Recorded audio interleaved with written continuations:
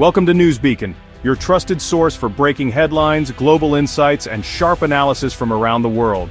If you're new here, don't forget to hit that subscribe button and turn on notifications so you never miss an update. In a stunning move that sent shockwaves through Washington and Silicon Valley alike, Elon Musk, famed for revolutionizing electric cars, launching rockets, and dreaming up Mars colonies, has now taken the reins as head of the newly created Department of Government Efficiency, DOGE, under the Trump administration. Musk's mission is clear: slash costs, cut red tape, and bring a relentless focus on innovation to the heart of government. He's determined to inject Silicon Valley's trademark speed, risk-taking, and data-driven decision-making into the slow-moving machinery of federal operations, wielding sweeping authority to overhaul agencies that have long resisted change. For Musk, it's not just about efficiency, it's about reimagining what government can be. His first and most ambitious target? The U.S. Navy, a storied institution and symbol of American power, now facing unprecedented scrutiny and demands for transformation. Musk isn't content to tinker at the edges. He's challenging the very DNA of military strategy, questioning decades-old assumptions, and pushing for disruptive, tech-driven change at every level. Some see him as the bold visionary the Pentagon desperately needs, a leader who can break through bureaucracy and inspire a new era of military innovation.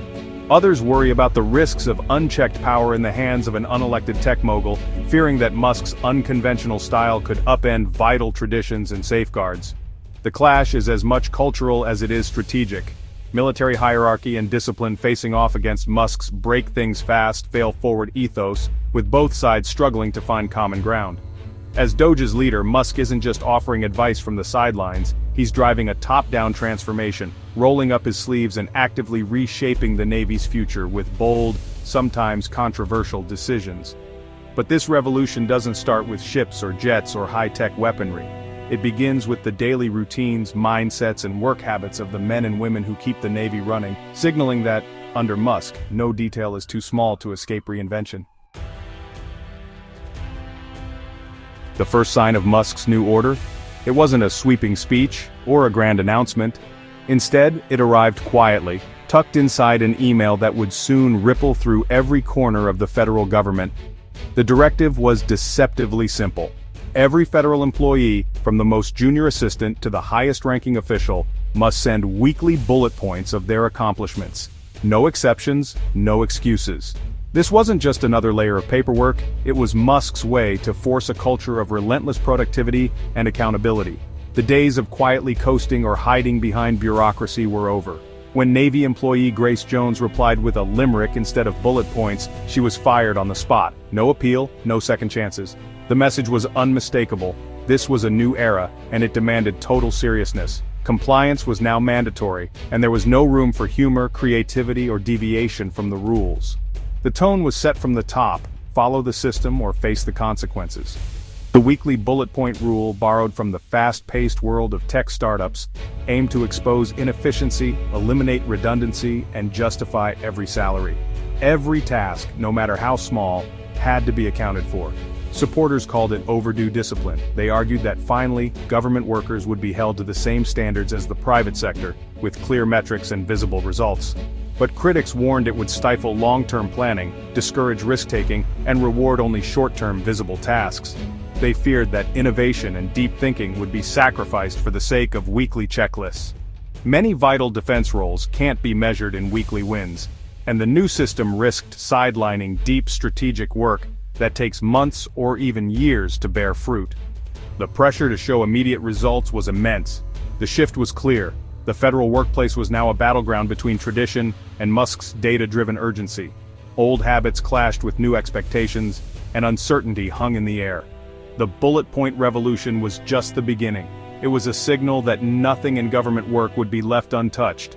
The very soul of government work was up for grabs, as employees everywhere wondered, would this new system make them better or simply break them? Musk's real ambition? Transforming the hardware of war, starting with the skies. He's pushing for swarms of autonomous drones to replace manned fighter jets, arguing that quantity and AI coordination will outmatch any single pilot. Musk has publicly trashed the F-35 program, calling it obsolete and wasteful. In his vision, future air battles are AI chess matches, not dogfights. Drones learning and adapting in real time, overwhelming enemies with numbers. Losing a drone is trivial. Losing 100 million jet and pilot is not. Musk is pressuring the Pentagon to divert funds from legacy jets to drone research, envisioning carriers launching thousands of drones instead of a handful of jets. This isn't just about saving money, it's a strategic pivot that's already reshaping defense budgets. The drone doctrine is no longer theory, it's policy in the making. The F-35 debate is ground zero for Musk's clash with military tradition. Supporters hail the F-35 as unmatched in stealth and versatility. Critics, led by Musk, see it as a costly relic. Musk argues that no matter how advanced, a single-manned jet is a vulnerable, high-value target, unfit for future wars. Defenders counter that drones can't yet match the range, payload, or judgment of a human pilot in complex combat.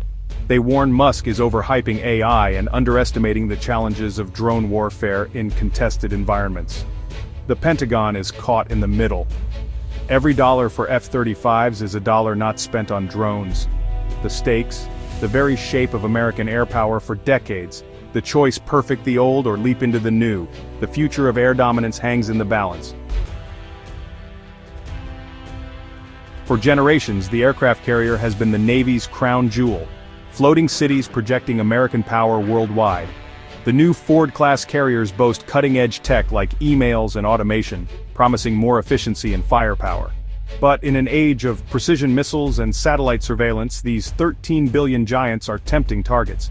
Musk and his allies question if carriers are becoming the battleships of the 21st century, too valuable to risk, too vulnerable to use. If drone swarms are the future, does it make sense to launch them from massive, expensive platforms? Critics suggest smaller, cheaper ships or land-based launchers for drones, spreading risk and power. The Navy now faces a fight to justify its most iconic asset against a tide of technological skepticism. The debate is existential: adapt or become obsolete. The carrier's future is suddenly uncertain. China's military modernization has turned the carrier debate from theory to urgent reality. With anti-ship ballistic missiles like the DF-21D and DF-26, dubbed carrier killers, China can threaten U.S. carriers from thousands of miles away. These missiles force American carriers to operate farther from shore, blunting their effectiveness in hotspots like the Taiwan Strait. Critics argue it's folly to invest billions in ships that can be targeted by far cheaper missiles. Musk's call for distributed unmanned systems fits perfectly with the new threat environment. The Navy insists carriers still offer unmatched power and flexibility, and is developing new tactics and defenses. But the question remains, can these adaptations keep pace with China's growing arsenal? The A2AD threat has made the carrier's vulnerability impossible to ignore. The future of naval power may depend on how the Navy answers this challenge. The clock is ticking.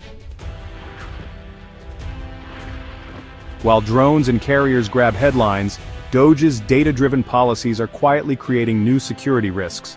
The weekly bullet point emails, nearly 1 million per week, aggregate unclassified info that, when combined, could reveal sensitive patterns to adversaries. Security experts warn this data aggregation could become a goldmine for foreign intelligence if breached. DOGE's reach extends further. It now controls vast databases of Americans' private information, all in the name of efficiency. The centralization of so much sensitive data under one department and one tech mogul creates an unprecedented cyber target. A breach could compromise both national security and millions of citizens' personal data. Musk's quest for efficiency has built a digital empire, but also a massive vulnerability. The digital sword of Damocles now hangs over the nation's security. Amidst the upheaval and rapid changes in both technology and tradition, satire struck a nerve. An outlandish, fake news story began circulating, boldly claiming that the Navy's next supercarrier would be named the USS Musk. The idea seemed absurd at first, but it quickly captured the public's imagination, blurring the line between parody and possibility. The joke, published on April Fool's Day, poked fun at Musk's outsized influence and the growing break from Navy tradition. It was more than just a prank, it was a commentary on how quickly the unthinkable can become plausible in today's world. The story lampooned the very idea of naming a warship after a living, unelected tech mogul. Something that would have been unthinkable just a decade ago, but now, in an era where celebrity and innovation often overshadow tradition, it felt oddly plausible. The irony only deepened when people realized that the Ford-class carriers, which might bear such a name, are powered by emails, a cutting-edge launch system that former President Trump once publicly mocked. Yet this very technology now defines what some are calling the Musk era of military innovation. The USS Musk may be fictional, but the story resonated so strongly because in this new age of disruption it felt entirely possible. The boundaries between satire and reality are thinner than ever, especially as technology moguls increasingly shape public life. The satire highlighted just how much the norms have shifted, and how the force of personality now rivals, and sometimes even overtakes, the weight of tradition in shaping the Navy's future. The Navy's identity is in flux, caught between the gravity of its storied legacy and the relentless push of the cult of innovation. It's a crossroads that challenges every assumption about what the institution stands for. The questions raised by the USS Musk are no joke. They strike at the very heart of the Navy's current crisis, forcing a reckoning with the values, traditions, and personalities that will define its future. The Navy stands at a crossroads, torn between tradition and Musk's radical vision. Should it evolve, upgrading carriers and integrating drones, or embrace revolution and pivot to a distributed, drone-centric force? DOGE's efficiency drive has created new vulnerabilities even as it promises transformation. The real battle is as much about information and culture as it is about ships and planes. The likely future? A hybrid Navy. Carriers launching both F-35s and drone swarms, blending old and new.